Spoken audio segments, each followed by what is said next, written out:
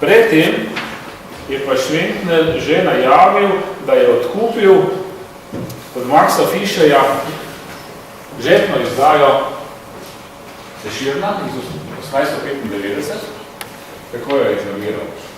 Vsi v Ljubljani so vedeli, da bo leta 1900, k 100-letnici Prešernovega rojstva, Bamberg izdal monumentalno izdajo Prešerna. Vedeli so zato, ker se je Fran Leves s Bambergom skregal, češ moj Bamberg očital, vaša študija bila preveč obsežna in preveč znanstvena in vaš predlagani urednik, Karl Štrekel, bi napravil preveč znanstveno izdajo, to dvoje pa ne sodi v monumentalno priložnostno izdajo v 100-letnici. Zato je pač potem prosil Bamberg Luko Pintarja, da je prevzel uredništvo.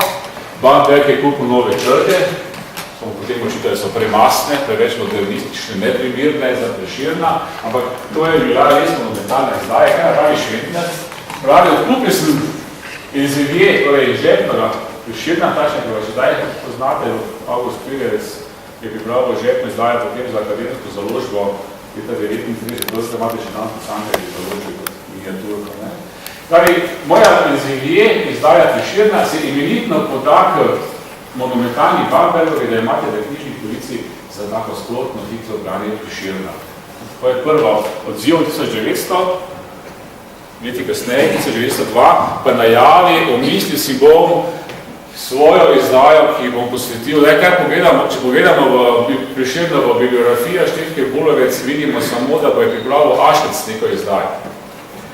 Če ta izdaja res izpolnjuje vse kriterije, ki jih je v tej napovedi omenil Šventner, je vprašljivo. Vendar je pa to veliko znamenje, kako je pravzaprav Šventner izjemno zaupal Aškecu kot uredniku. In o tem si moramo sedaj pogledati nekaj malenkosti. Aškec kot Šventner je urednik. Če danes pogledamo, ko imamo na voljo v barih delih Aškečeva pisma, bomo videli, da je Aškec bil preračunljiv in da je delal korekture in uredniško delo za ston.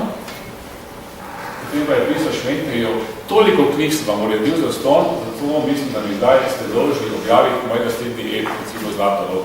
Šventner je to promptno objavil, pesnitev je brez kakršne estetske kakovosti, ampak Aškec si je zagotovil objavo na ta način. Po drugi strani je pa to njegovo urejanje imelo kar usodne posledice. Čeprav je v epilogu Cankar tam sklenil, da Aškeca črta, da ga ne izpostavi. Je dejansko v tistem času, ko je pisal v epilog in malo po tistem, Aškec skupaj z Franom Govekarjem začel zbirati rokopisno ustavljeno Dragotina Keteja in je potem pripravil prvo izdajo Ketejevih poezij, ki je bila razlog za tisti znamiti razkol. Kritika Cankarjeva te izdaje je potem pomenila izziv Ivanu Prijatelju, ko je leta 1902 poleti na Dunaju nehal pisati svojo dizertacijo, zato da je napisal uvodno študijo k Murnovim pesmim in romancam. Vi ste drugo, pisal je doktorat o preporoditeljih na prehodu iz 18. 19. stoletje. V uvodu k Murnu je formuliral, da so preporoditelji slovenskih književnosti na prehodu iz 19. 20. stoletja, so to pač naši štirje modernisti, Murn, Kete, Župančič in Cankar. In takrat so se vsi zavedali, da se pa Šventner, da mora ta izdaja biti tako pripravljena, da se ne ponovijo napake, torej samovoljni posegi v besedilo, ki se jih privoščil Aškec in pa nasilna razporeditev pesmi. Res pa je, da je bila velika razlika.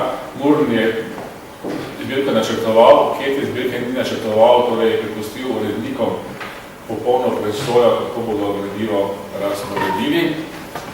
In kritike, ki so bile potem spor med realisti in modernisti, ob tej izdaji Keteja, te kritike je Aškec poslušal in nekaj let kasneje napravil drugo izdajo Ketejevih poezij, je skoraj vse popravil.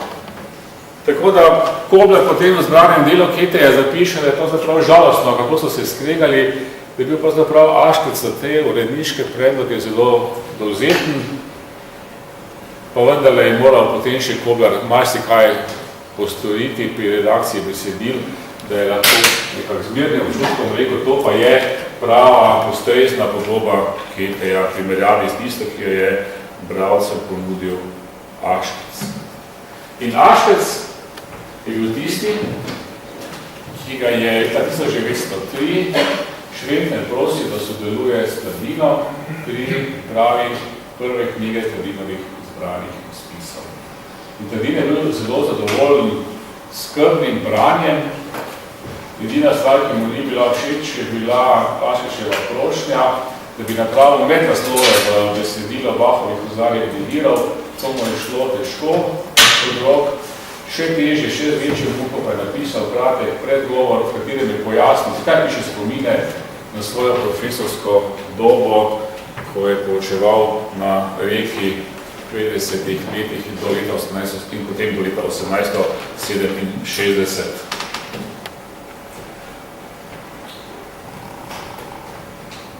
Cankar je potem posegel znova, 1899 omeni Krstnika in Trdina kot dva vrhunska pisatelja. 1903, ko izide prva knjiga Trdinovih izbranih spisov, piše kritiko, kateri je pravzaprav ves čas nekako dolgočasen, razočaran in zadnjih nekaj vrstic, po nekaj straneh pripovedovanja, če ta knjiga prva pripoveduje, pa pravi, Trdina je pa res bil pomemben zaradi svojih bajknih protestih v Aljanci. To je pričakoval. In leta 1899 drugega ni mogel pričakovati. V tem problemu, kaj je dobil, kaj je pričakoval, v nadaljevanju govoril, da je bilo to pričakovanje pristno iz srca, vidimo iz skrbi, ker najdemo v Cankarjevih pismih še potem do leta 1910 plus omembe iz podbude Šventnerju, da naj poskrbi, da se bo izdaja dokončala.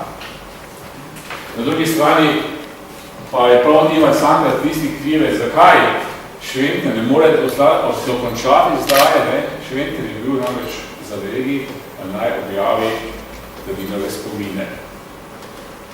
Sredina 1867 iz reke preselil v Šliti Novem mestu, je ta svoj prihod, to selitev, pospremil s pisanjem v 4 takih velikega črtkega formata zvezke, napisal ni pa pol zvezke dolgopis spominov.